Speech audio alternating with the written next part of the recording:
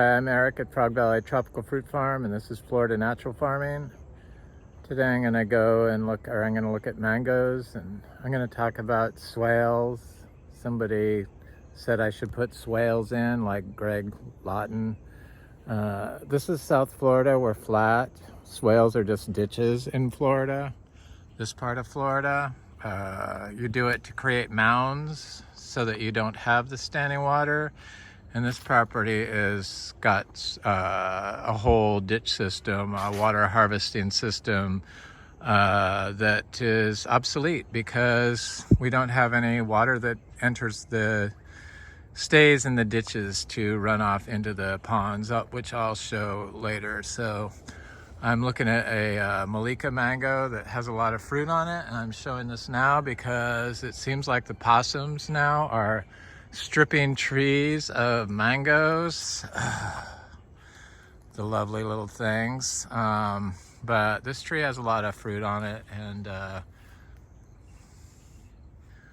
I show this property 365 days a year because I want people to see what it looks like during drought.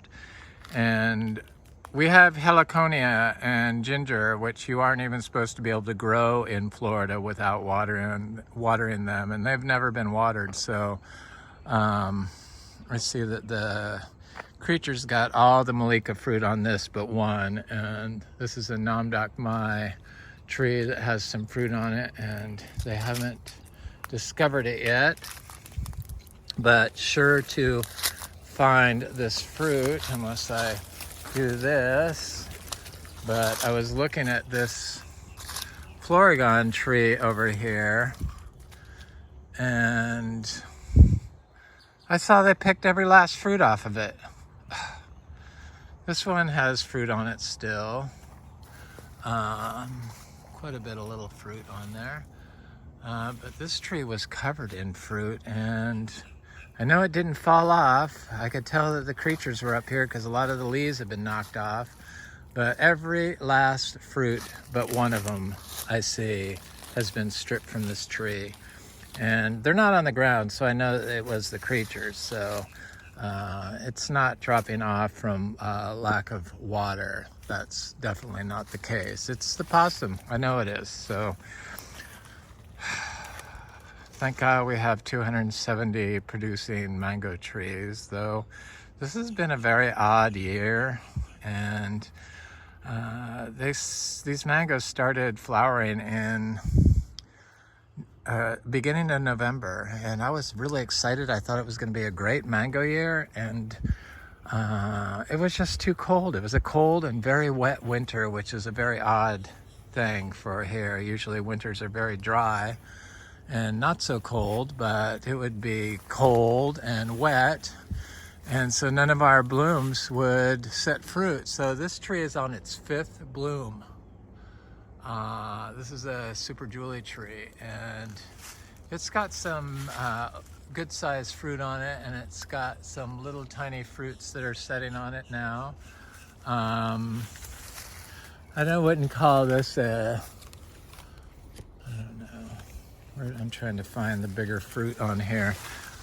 It's doing a very large rebloom, but there's some little fruits that are various size on here that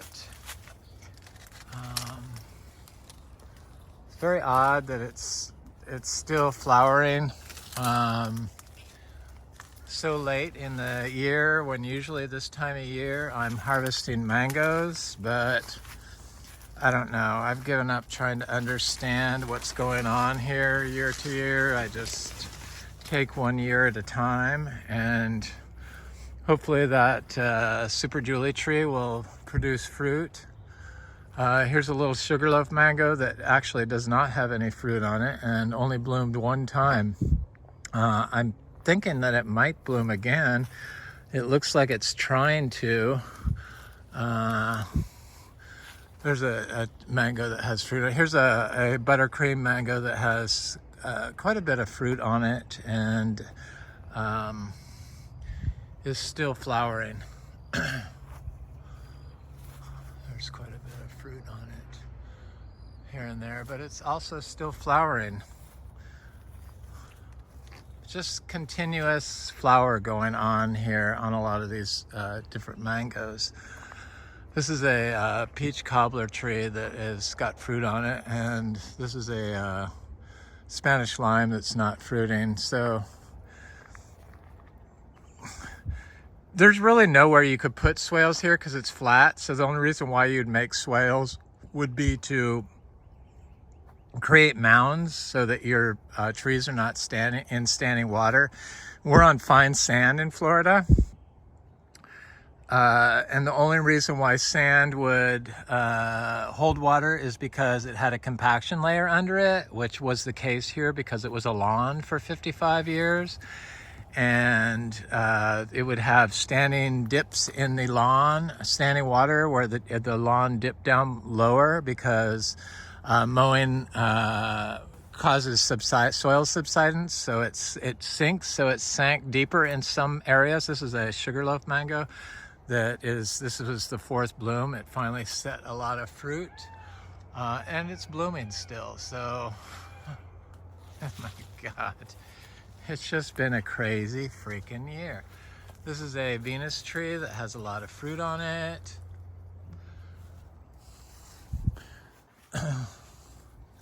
These are calatheas. You know, it's been a very dry year because the turmeric isn't even coming up yet. So this is a sweet tart tree that has good sized fruit all over it. But here's the heliconias, and the heliconias, sure, they have some dried bits on them, but most people don't have as many heliconias as we have here, and then they trim them so that they always look good. But we have so many here, I just don't even focus on that. It is after winter ended, which everything always looks tattered and haggard at the end of winter. Until the rains come. So that's where we're at right now. But you can tell that these are not drying or dying, and they're not drying up. In fact, they're still flowering, and they obviously don't need any water. And there's no swale around here. So you can't do swales in Florida. It's just, I mean, if you had hills, you could, I guess, but not on sand. I mean, sand moves and fills in the holes, and it shouldn't hold water. So the only way to hold water in a system is with carbon. So that's what we focus on.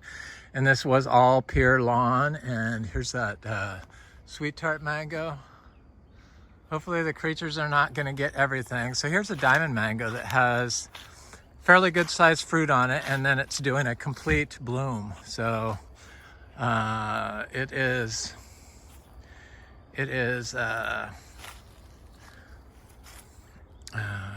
going to be a long season. This diamond has been shown to produce 3 different seasonal fruit crops for us, mangoes. So obviously this is going to be a spring fruit, and this is going to be a summer fruit. So I would consider that 2 crops.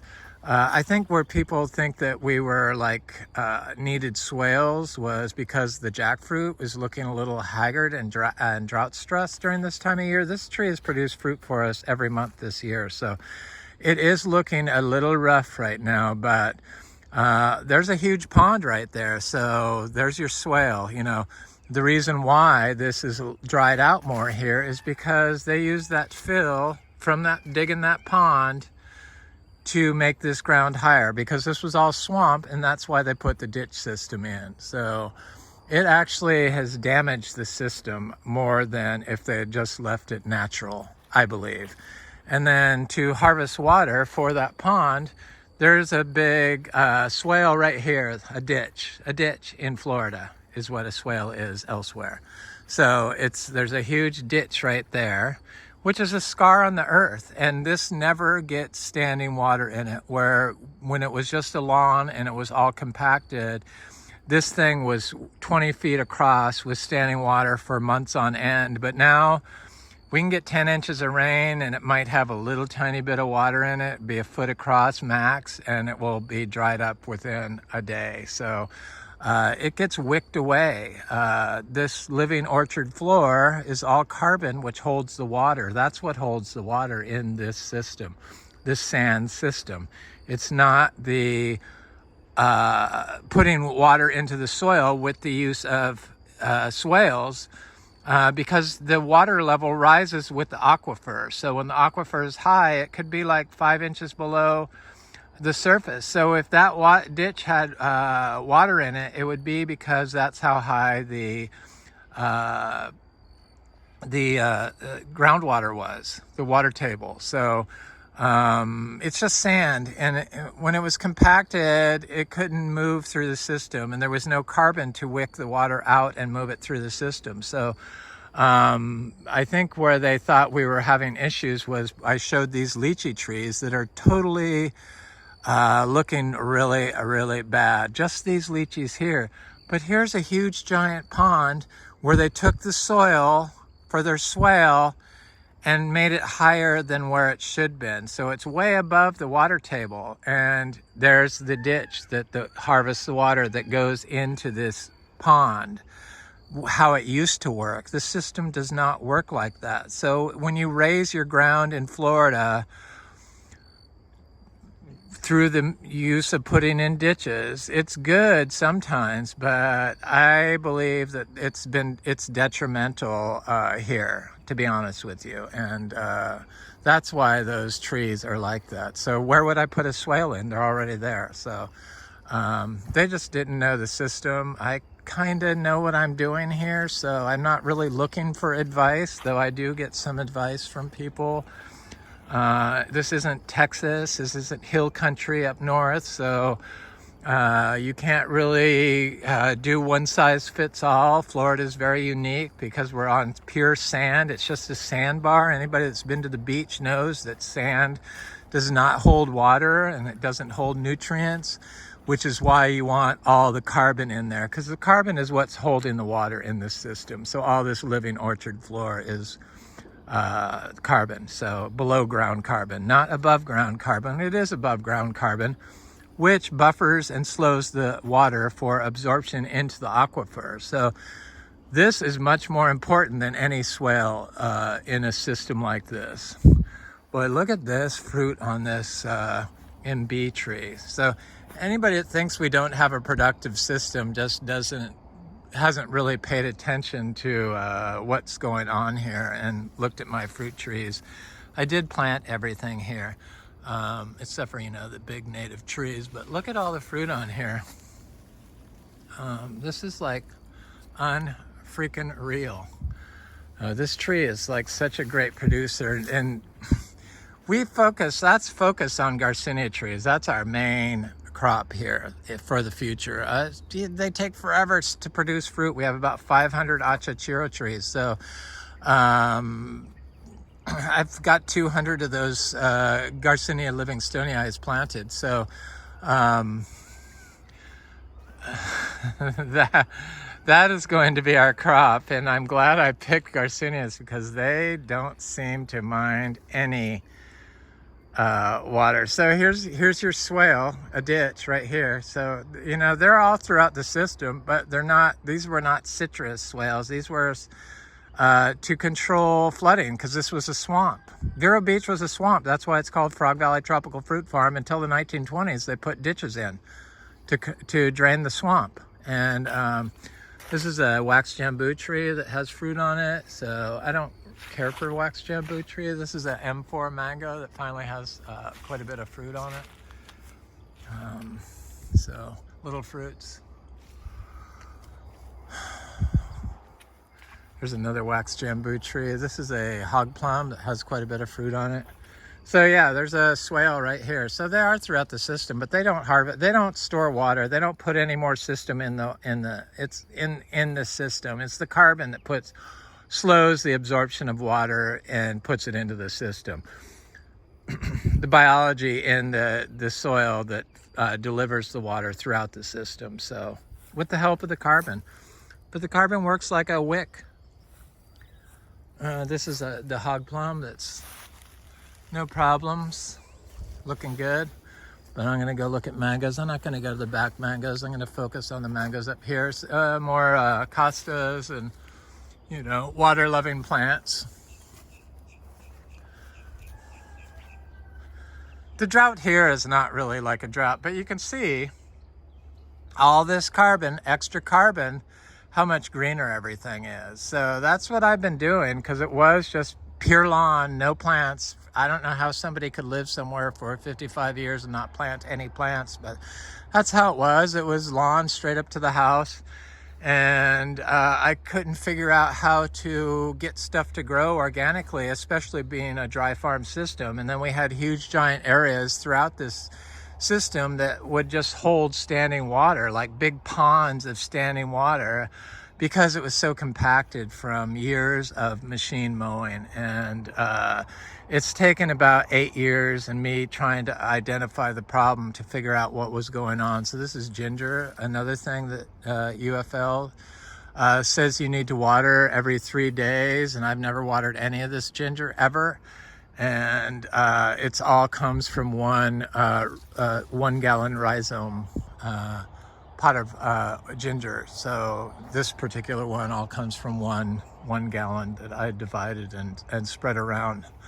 Heliconia, ice cream beans, but you know, people think we don't have nitrogen fixing plants. All plants are nitrogen fixers. So I can't really go over everything about how the system works on every video. It just gets too redundant for me. And for me to cover everything and all the systems and what's going on here in every single video, it's just too much. Every video would be like 10 hours long. So here's a oak tree. It's been very exceptionally dry. I think what affected it this year so much, the drought, the trees are not dying because they lose their leaves. They're not gonna die. And the citrus looks great. No problems whatsoever. But the native trees, the oaks, the reason why they're having trouble this year is because it was so wet and they put on so much new growth and they were just in full-on grow mode, and then all of a sudden the water stopped. And so they were like something that had been watered by us, and then you stop. The trees will start turning brown. But my trees have been used to drought before, so it's not like they don't know what's going on. But it appears like some of the oaks have died, but they're not dead. They will snap back. Here's the achachiro. The Garcinias are unaffected. This is a kwai muck tree that's been here in the lawn for 8 years, and this is the most drought stress I've ever seen this tree, but it looks fine. It has all its leaves on its tips. It's going to be just fine. Our other kwai muck grafted one looks great, has lots of fruit on it. This one was trying to fruit this year, but it looks like it's stopped, but it's got some drought stress going on. But I mean, compared to everywhere else, where there's drought issues, if you can't see that this is a total fruitious, abundant system, even though it's a drought, and sure, some of the trees have suffered drought damage right next to swales, and I've explained why. It's just the people are not paying attention is all. So, but it's frustrating to me when people try to tell me what I need to do, and they're wrong. I don't mind when they're not wrong, but you can't. You got to understand what's going on here in our sand system to really be able to give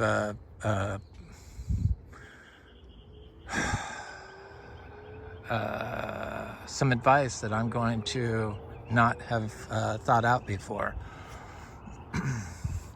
More achacha trees.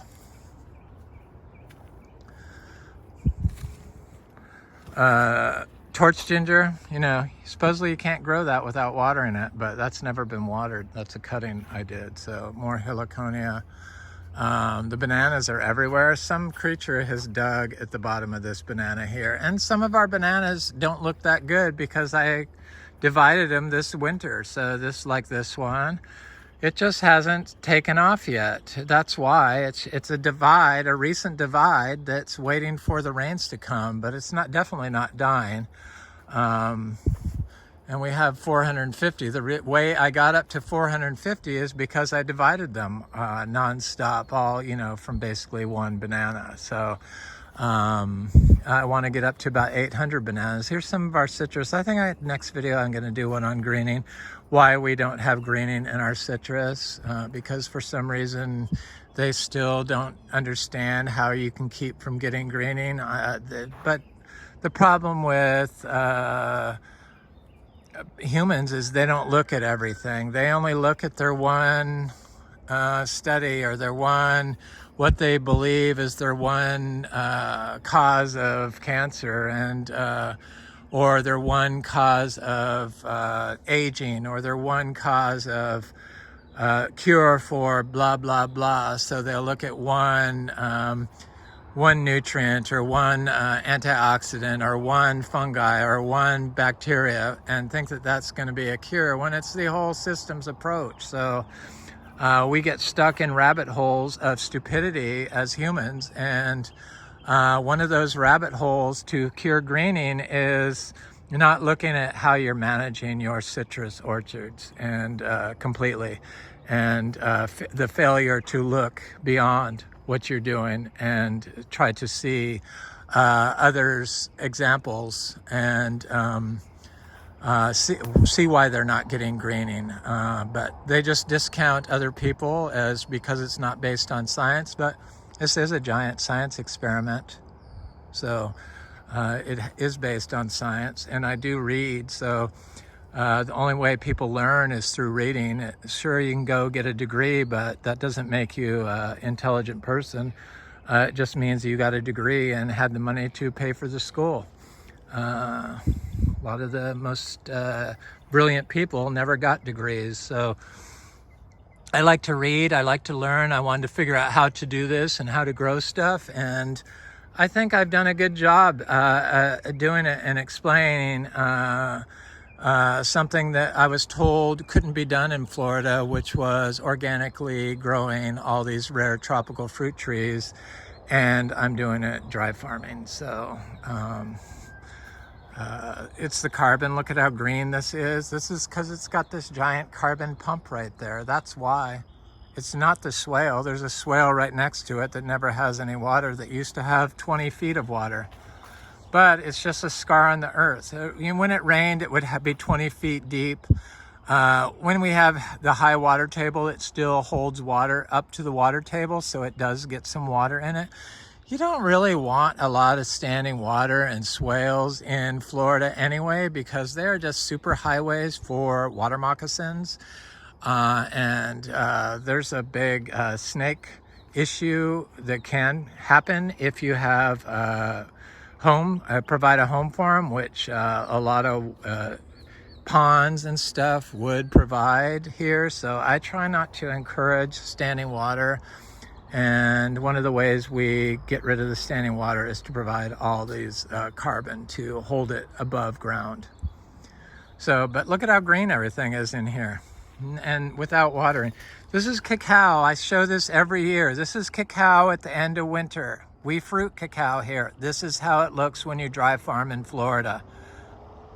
It's just, that's how it looks. If somebody else was growing cacao and fruiting cacao and growing it from seed successfully, and showed me what they were doing, yeah, probably we could get a little bit more production. But we got 30 fruit off this particular tree this year, and every year it looks the same way. I show it every year. You can look at my winter videos. I started dating my videos, so it's kind of hard to see what's the date on my older videos, but you can look at this cacao and see it in years past or in drought, and it always looks the same way. Doesn't even scare me. But here's all the little seedlings coming up from these cacao. I'm going to plant about 100 more of them. This creature got in my Theobroma bicolor, which is what this is, and knocked over my little trees. Here's more Garcinias, that's intermedia. And I see somebody knocked over my coffee here. The creatures have been very destructive. I think they're looking for water and looking for fruit, that's for sure. But let me go look at some mangoes, because that's what I was trying to do a video on. So this ginger, obviously it's in shade and it's got a lot of carbon around, but you know, this if we had all this extra carbon elsewhere, then it would all be lush and tickety-boo. But there's big open areas where they remove the overstory, and we get lots of bananas. I just don't show it. I'm not really into selling fruit, though I do sell it. But I try not to constantly show fruit, because then people start wanting it, and it's just, we don't have tons of it because the bananas are a work in progress. We're a young grove, you know, as far as groves go. Look at this native oak tree is completely damaged, and it's right next to a swale. This is a swale. This is a ditch. This is one of those ditches that used to be 20 feet across. You can hardly tell, it's starting to fill in. But it's a low spot. You could see it, and it is one of the ditches that's used to harvest water. You can see it a little bit better right there. Right up the center there. But it didn't save that oak tree, and that's a native. It's not dead. Look at the tips of the leaves. It's still gonna come back. This is normal. I mean, you can't have a perfect looking system 24/7. No system is like that. I don't care whose it is. And if you do, it probably isn't going to last forever, because it's in a state of artificial moisture and nutrients that constantly supplying the system with what it needs. And so the first time that you are out of town and you go on vacation, the tree will start dying, and since it's never used to it, there's another native that's totally dry, just like the lychees. Not all our lychee trees are like this, just those lychee trees between two swales were like that. But yeah, look at this. And there's a swale right here. So probably if they never put that swale here, they wouldn't have raised that ground up here, and that tree could have survived. But because the system is damaged, scarred from putting this ditch in, this swale, I believe that affects the system. It disrupts the system. It disrupts the living organism that's below ground. Definitely. It would have to. It's not fact, but it's just what I believe, and I'm pretty much right on a lot of stuff. It turns out, not everything, but a lot of it I've been right on. So when I feel something so strongly, like that's a scar in the system that damages mycorrhizal connections, just like a road going through a system severely damages a system. So is a scar on sand. Sand's very sensitive. So here's another swale right here. It's very sensitive to a disturbance, and if you're putting in swales, that's a disturbance. A line of trees will grow your soil up where those trees are. Look at how high this is compared to over here. It's like a foot higher where this giant old growth oak tree is. Or 2 feet higher, I would say. It's a huge giant tree. Yep. The ginger. Supposedly you can't grow it without watering it here. Here's another swale right here. This is not a citrus ditch. This was never a citrus farm. but it has water harvesting swales put in it. And I think they damaged the system. In fact, I'm positive it did. Still does.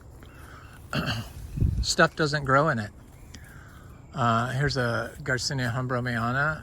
This is a blue lily pilly that looks like it's a little bit under drought stress, but it looks okay. The Garcinias though, I mean, look at them. I'm so glad that I chose Garcinia to be our farm tree du jour. Our favorite tree, which is why we started this farm, was for the Garcinias. This is Garcinia brasiliensis. Starting to get some ripe fruit on it, though it's not quite ripe. There's quite a bit of fruit on this tree. It looks like it's still flowering. They flower and fruit during drought. They seem impervious to drought. This is brasiliensis. I eat it skin and all. So I just bought some. The fruit are a little smaller than if we had had more moisture. So if we had had more moisture, these fruits would have been a little bit bigger. But they're very good. Big ass seed. Here's the Gardneriana. So I got seeds from, I purchased seeds, I haven't got them yet, from Bellamy Trees of their Garcinia species brasiliensis from some place in Brazil, but it's like a 3-inch fruit. I wonder if you can eat the skin. It didn't look like it, you could. So it's totally different. It's a new species, it has to be. And then a Gardneriana, which is huge also, that has sweet fruit. Neither one of these, well, the brasiliensis can be sweet sometimes, but their description from Bellamy Trees is it's sweet. I'm very excited about those trees. The seeds from Bellamy Trees were so freaking expensive. I could only buy one of each without causing major problems with my partner, but I had to have at least one of each. So it added up quick to get 3 seeds of those. And I also got seeds of the new Platonia species, which kind of surprised me because I thought that was just a one species in the Platonia family. So here's our celebica, our Garcinia celebica, which they say is drought tolerant. I found that all the Garcinias are drought tolerant, about the same, except for Garcinia livingstonii, which seems a little more drought tolerant than all of the others. But all these trees, there's another swale right here. It damaged the system. It damaged the system, definitely. You know, if there's water in there because we don't have a compaction anymore, it's because the ground water is that high. So that's the only reason. It does not hold water anymore. They used to, and nothing would grow. This area was like a big sunken lawn pond. Nothing would grow in there. Now we have no standing water here. It was a process to get it to stop doing it, and it's because of the carbon.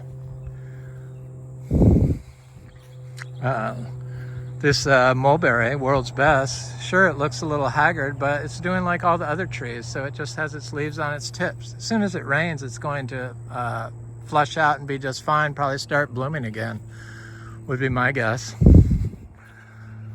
We got lots of bananas. I have bananas in the house, you know, lots of bananas. I see a big rack up there I need to pick. It looks like it's going yellow. You gotta get them before the creatures do. You can't have 450 bananas and not expect to get fruit pretty much every day from them. That's why I can't imagine what it's going to be like when I have 800 bananas. But the bananas, you would think that they would need water, right? I mean, do they look drought stressed? Not at all. Sure, the older leaves do, but they look totally fine. And these are new bananas I planted. Maybe this one is, this one is, this one is. So I planted them this winter.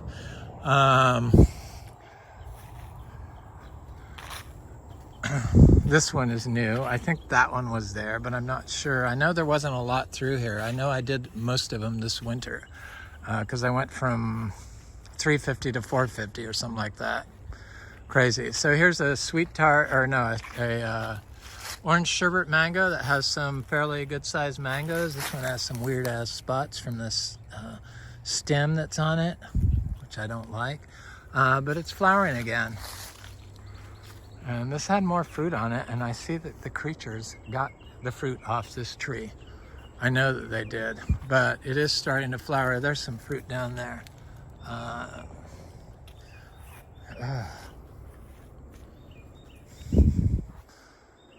That's just a mixed year on the mangoes. I have driven around and looked at other people's mangoes. This is a peach cobbler mango, and nobody seems to have fruit around here on their trees. Very little. We have some that are just loaded and the creatures are starting to attack. Here's another swale. I thought originally that planting bananas lower in the system, like in this part of the swale, was good, but actually no, that's like the worst place to plant them. Up high on high ground is much better for bananas than a moisture rich area. Seems like the opposite of what should be done, but this has been a learning experience, and that's why I make these videos, to share and show people that it doesn't have to look perfect all the time, and it shouldn't. So here's a tree that they haven't gotten the fruit off of yet, the creatures. Hopefully they won't. It's a orange sherbet mango, and it's starting to bloom again.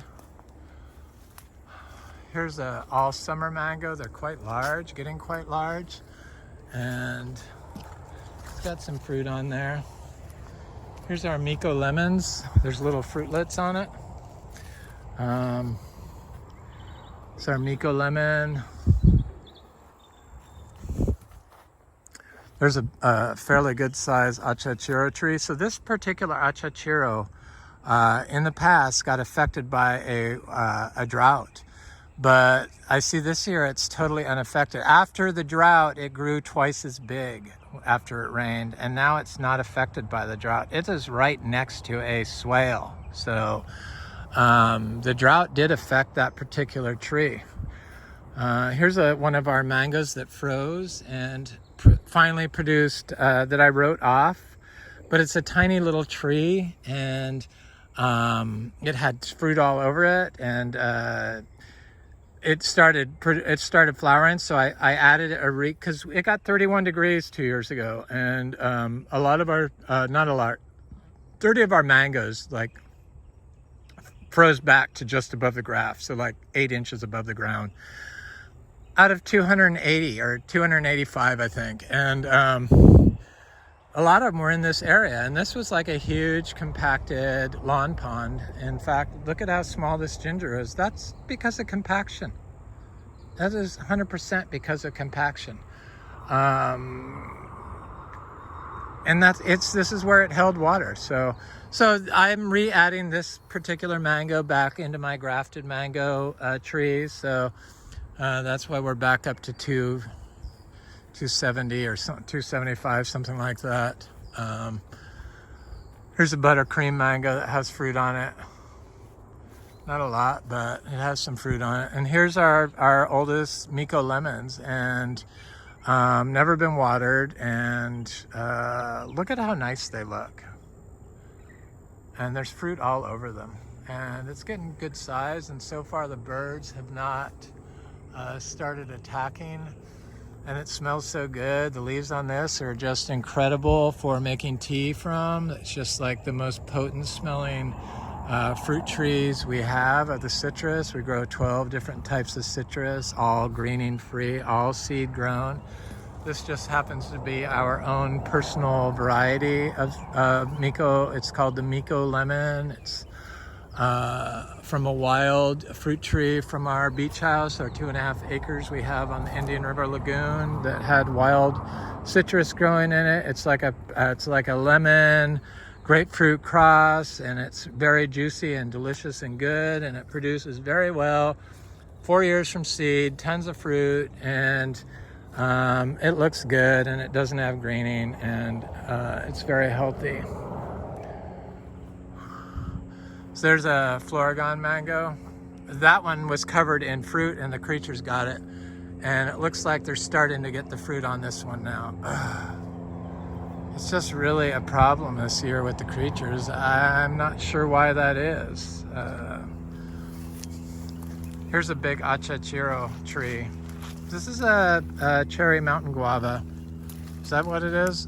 It's very stressed out from drought stress.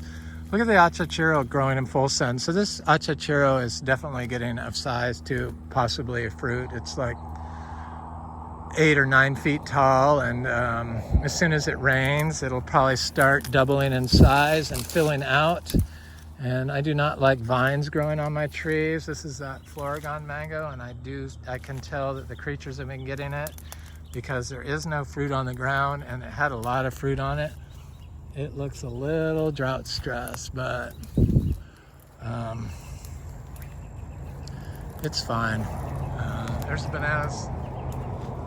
And there's a swale right here. So there's a big banana clump here. So this is a black sapote seedling. I gotta get rid of that pepper tree. I hate pepper trees. Here's our black sapote. I thought it was going to be a good black sapote year. Maybe it is. There's still a lot of little flowers on here that looks like they could be going to produce fruit. And this had some fruit left on it, which I was harvesting as it ripens, because the fruit is gets very sweet and delicious. But the creatures really like this fruit, and they have been getting it. This one is like getting soft, but I see there's a bite in it already. But it has fruit, it has flowers. Here's another Miko lemon. Miko lemons. There's a lot of lemons on these little, I think they're 6 years old now. Here's a jackfruit, grafted orange crush jackfruit tree. Here's one of the mangoes that froze back and now has fruit on it. Or, you know, it had fruit on it, or it flowered. So here's one here, one that froze back and is now part of our grafted trees again, but it's a little tiny tree. I wouldn't expect it to have a ton of fruit on it. I would just kill itself probably. There's little stuff in here. Of course, there's cassavas and bananas and banana fruit and cashews and mangoes and ginger and bananas. It's just like, ooh, the more you can put in the system carbon-wise, the better. It just seems to do little bananas with little racks, because I removed so many pups from these trees. Notice there's no other little bananas coming off of here, and it's right next to a path. When you remove the bananas from the ice cream bananas in a dry farm system like this, the racks are small, which is the case here. The racks over here are huge because I didn't remove all the pups. So, but to get up to 450, this is the rack I think I need to pick. 450, this is a guava tree that's huge. It usually has tons of fruit, but it is like under drought stress, and that's why it only has leaves on its tips. It does this when it is drought. It's not gonna hurt the tree.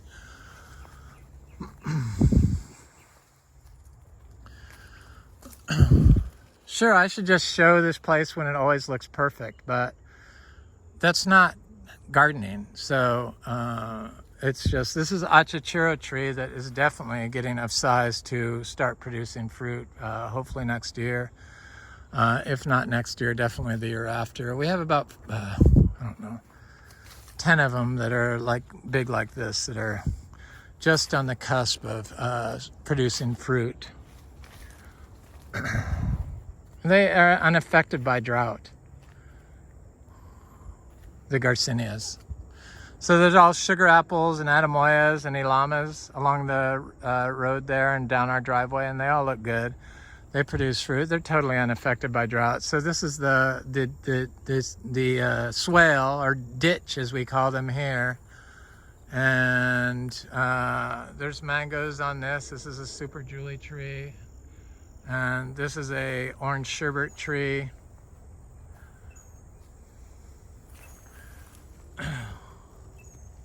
lots of fruit on these trees that the creatures haven't found yet. Hopefully they won't. Thankfully we have them spread all over the system, so they don't get everything. It's still frustrating because I love mangoes so much, and people do buy our mangoes. I'm gonna pluck this because that just doesn't look healthy. And Super Julie, looks good. A lot of fruit. This is that swale. Totally unnecessary, totally damaged the system. Would have been better if it was just one continuous system, because that's not going to add water to the system, because we get so much rain and it's flat. The only way to hold water in the system and slow it down is to have carbon in it. Living carbon. So it slows it down if it's higher up, and it slows it down if it's growing on the ground like all this stuff. And then it holds it. It holds 8 times its weight in water, the carbon does. That's a Drought mango. This is a Gary mango.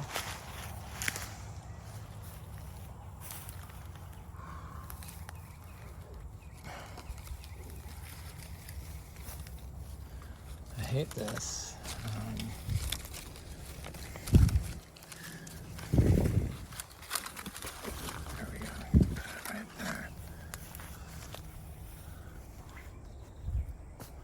They look good. So yeah, you want all the carbon.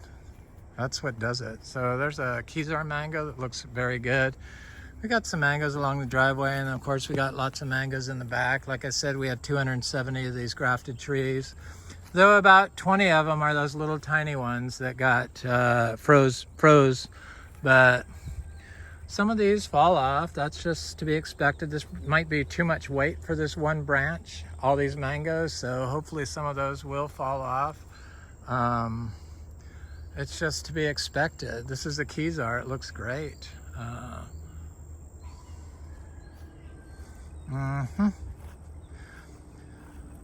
Sugar apple.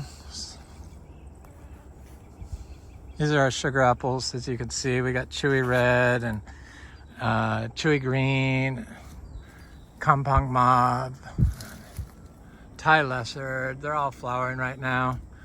They'd really like to get some rain, but I see they're setting fruit already. Even during drought, we always get lots of sugar apples. We have so many of them. So it's like, this is my personal orchard, basically. This is my yard. I think we're just gonna stop being a farm. I just get held to a different standard than everyone else because I call it a farm. And whether it's a state or individuals, I don't know anybody with a personal yard that has this many fruit trees and ginger and other plants growing naturally in a dry farm system here in Florida. I'm sure there is, but I don't know of any.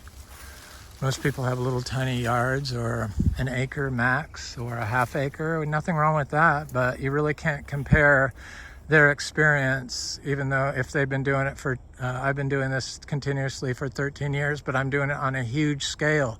So it's like, I don't know, 40 yards every year that I have experience on, rather than just one small yard. And I am a good observer, and I read a lot, so I put things together, and that's why I do these videos. I want to help people. I want to help Florida. This is a Florigon mango. It's got a lot of fruit on it. Our neighbors don't have any fruit on their mangoes that I see. Here's a Namdok Maya. I didn't think it had any fruit on it, and now I'm seeing some fruit. I didn't even know it flowered. I guess it did have a couple of panicles. It never gave me a bloom, which I think it's going to. I'm pretty sure it's going to. It sure looks healthy. I was surprised it had any mangoes on it. That's nice. Here's a custard apple tree. It's wanting to get some water before it starts sending out new growth. It's not going to die. Everything here, I mean, look at how healthy everything is here. It's not going to die. It's just, plants know how to deal with stress. This is a Inga cinnamonii. This is one of my Miko lemons. This is what citrus does when it's drought stressed. The leaves will curl up like this, and it will stay like this. It could stay like this for weeks on end, months on end, and be just fine. As soon as it gets some rain, it will snap out of it. That's how we grow them here. They've never been watered. So this one right here, totally fine. No leaf curl. This is a Super Julie tree. There's fruit on here. Not a lot, but there is some fruit on it. For some reason, it just didn't set a lot of fruit. Here's some ginger that is definitely drought stressed. It could be from moles in underground. I found a lot of times with these little plants that, especially little trees that all of a sudden die, it's because there's something underground eating the roots. Here's a Garcinia hombromiana that is under drought stress, which shocked the hell out of me because I've never seen this happen on this tree before. But it is surrounded by a mowed path, which is never a good system. But it also is right next to, it's in between two swales. So there's one there and there's one there. So they don't add water to the system. It's about draining water in Florida, this part of Florida. You want to drain the water as fast as possible. And if your sand is holding water, it's because it's compacted. That's the only reason why. There's a swale right here.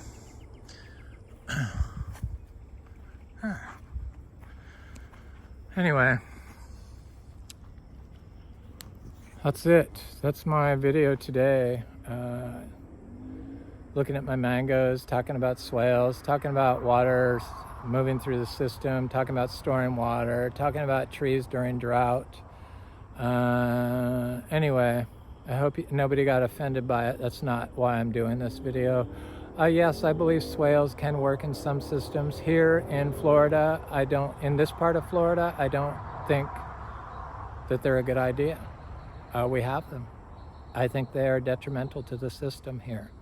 Anyway, I'm Eric at Frog Valley Tropical Fruit Farm. This is Florida Natural Farming. Have an excellent day.